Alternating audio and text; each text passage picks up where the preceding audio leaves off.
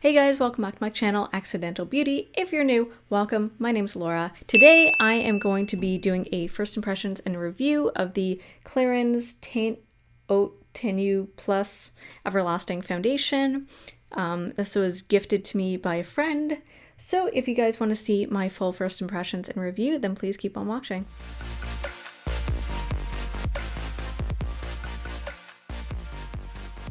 So this is what the box looks like. I'm in shade 103, or at least that's what I'm going to be trying out today. I've got, I don't know if you can really tell because my lights are washing me out, but I've got an annoying eczema flare happening right now. Here, I'll just turn down the light so you can see. Okay, so this is what my face looks like. I'm hoping that this will cover the redness and also won't irritate me. So I've got tons of moisturizer on to try and calm down my eczema, and it looks better than it did this morning, but I'm gonna just use a little bit of primer just to kind of like smooth things so that the makeup doesn't slip around. So this is the Lancome La Base Pro. That's what I have on me right now. Just like the wind, she slipped through my fingers. All right, let's try this out. I'm gonna do, I guess I'll do half my face with a brush and half my face with a makeup sponge in true influencer style. All right, so we got some nice packaging here. Just take that out. And really nice luxury looking bottle. It's got titanium dioxide sunscreen. I hope that doesn't mean flashback. It's oil-free, non-comedogenic. I don't know. Apparently this is a really good foundation from what I hear. Ooh, okay. Some stuff clogging. There we go. I'm gonna do 2 pumps on here. I don't really know how much I need. Seems fairly thick and hard to tell color match wise, but I'm just gonna dot it on and then blend it out. So let's just do that. Where did my mirror go? Okay, it looks like it'll be an okay match. It's kind of scented, but I can't tell if that's a sunscreen or not. Yeah, I think that's a pretty decent color match.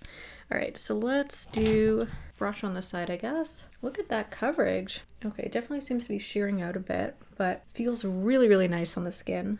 Really nice finish. Although now it's showing all of my peach fuzz. Oh, wow. That's a really nice finish. It's definitely, I'd say light to medium coverage. Definitely not full coverage, but it doesn't look cakey or anything. Looks really nice. Okay, so let's try the sponge side. Just sprayed it with some Fix Plus. Okay, I need a little bit more on this side, but it covered up my redness pretty well. Let's just add a little bit more over here.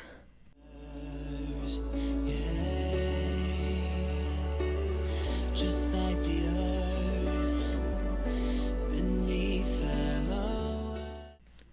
got a little bit of my moisturizer starting to pill on the sides, which is kind of annoying. But it's not interfering with the foundation. Okay, yeah, I think a brush applies better. I feel like because it's like pretty thin consistency, the sponge is soaking it up a lot more. Yeah, it's getting kind of cakey now.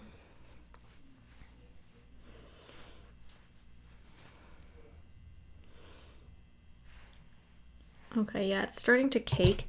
I think it might actually be my moisturizer that's doing that. Yeah, because it's like completely separating. Okay, I'm gonna just take off my moisturizer just underneath my eyes and then try again. I just took off my moisturizer. I'll just apply a bit more foundation. Yeah, that's a lot better. It's still sort of separating on the outside of my eyes, but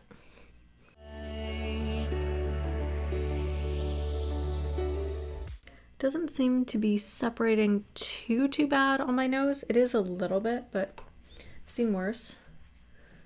Okay, yeah, I think it's definitely my moisturizer is doing funny things to the finish here. It's like completely separating it. Okay, noted.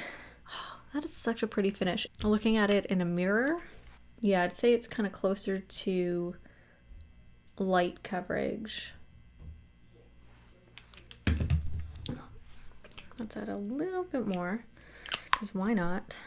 And this blinding flash of memories played before my eyes. It does layer nicely. It's starting to look slightly cakey, but not too bad. So it does layer to, let's say, kind of a medium coverage. Okay, now it's starting to cake a little bit. I don't want to touch it too much. Okay, I'll just add a little bit more on my forehead because it doesn't really match the rest of my face.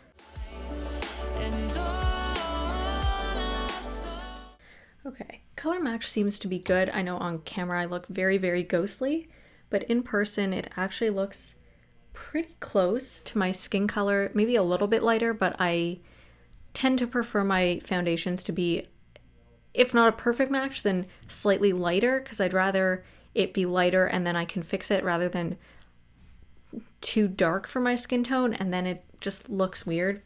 I prefer adding, you know, contour and bronzer to kind of like match the rest of my skin tone rather than it being too dark and then having to use too much lightening or brightening concealer. I don't know, that's just a personal preference. I feel like a lot of people are kind of the opposite. They'd rather be more tan looking, which I get. If you're using a self tanner, then you obviously want the rest of your face to match your body. Anyways, so I'm just going to do the rest of my face now, and then I will be back with my final thoughts. Okay, so I started taking off my makeup, and then I realized I didn't film an intro or outro to this video, so quickly had to stop in the middle and just wrap this video up. So I started taking off my makeup here. So this part is my skin, but everything else is foundation. So I've had this foundation on for, I'd say, about 2 hours now. Yeah, just about 2 hours. And just looking at my skin underneath, it's okay. So there is still redness on my skin. I'll just zoom in so you can see. All right, so this is my real skin, like no foundation. And then kind of along here is foundation. And then you can see more over here. If it'll focus, it's like foundation and then clearly no foundation. Let's see what my under eyes look like.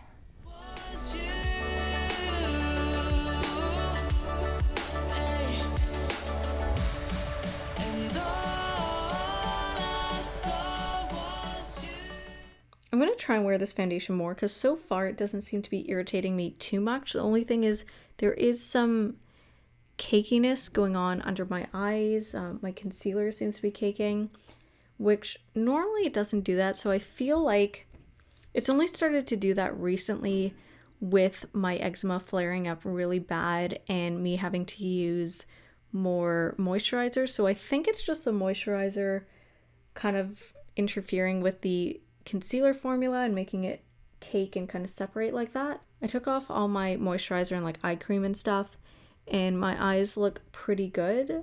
They don't look too textured. So I'm pretty sure it's just my moisturizer or whatever was left underneath.